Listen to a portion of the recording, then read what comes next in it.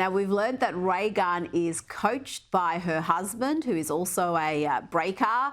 I think we've got some footage of his moves. I think he's had a bit to do with some of the choreography we saw in Paris. What do you think of his dance moves? Could this be the problem? Does she need a better coach, perhaps? Not necessarily that. There are moves that she is capable of doing, but there are certain things that you just clearly can and cannot do. Not every person who wants to be a gymnast can be a gymnast. There's a certain amount of strength you have to have. There's a certain amount of skill that you have to have that is natural, or you have to put an abundance amount of time to overcome where you lack. I just don't think by her age to do the type of things that she's doing, she's basically at a geriatric stage of any breakdancer. And most of them last basically into their mid-30s, competing wise. And maybe the top ones, especially the males, they can go a little bit longer. But for her to go as far as she did with her skill level or lack of skill is truly amazing to see. Well, we are getting a lot of pressure here from the media, from members of the sporting fraternity saying that you cannot be critical of her or her performance because she gave it a red hot go.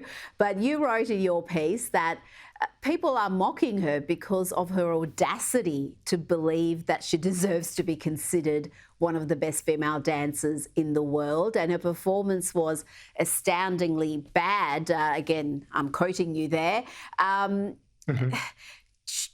Do we have participations trophies at Olympic level? Is this what we're basically talking about? We're saying, well, she's older than the other dancers. She's perhaps not as experienced in actual dancing. She might be experienced in writing academic papers about dancing.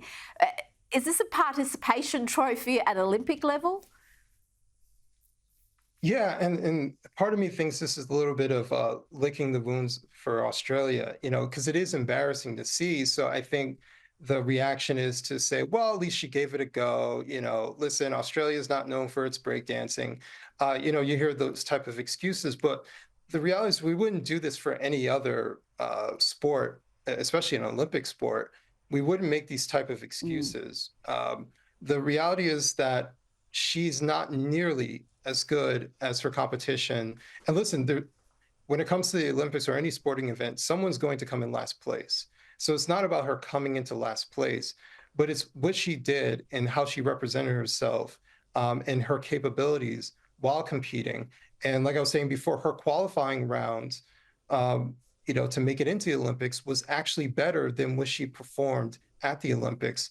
So, and I don't even think it was nerves. I think she was trying to be overly creative because she knew she's not as skilled as the other dancers.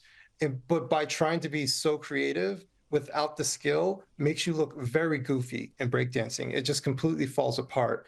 There's creativity is very important in breakdancing, but you have to follow it up with something else. I think that's the word, Adam, goofy. I think goofy sums it up beautifully. Adam B. Coleman, thank you so much for your time this evening.